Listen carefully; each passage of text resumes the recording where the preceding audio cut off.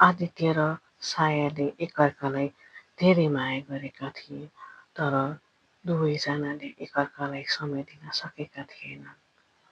प्रिया सधैँ हतारमा अघि बढ्थिन्। आदित्य आफूलाई बुझ्नमा नै अल्झिएका हुन्थे। साना कुराहरूमा झगडा हुन्थ्यो, तर मौनता ठूलो हुन्थ्यो। दुवैजनाको मायामा कमी थिएन, तर धैर्य सकिँदै थियो।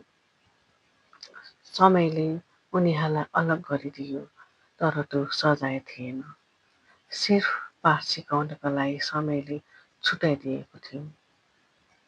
वर्षौपछि भेट हुँदा न आँसु थियो न त गुनासो नै।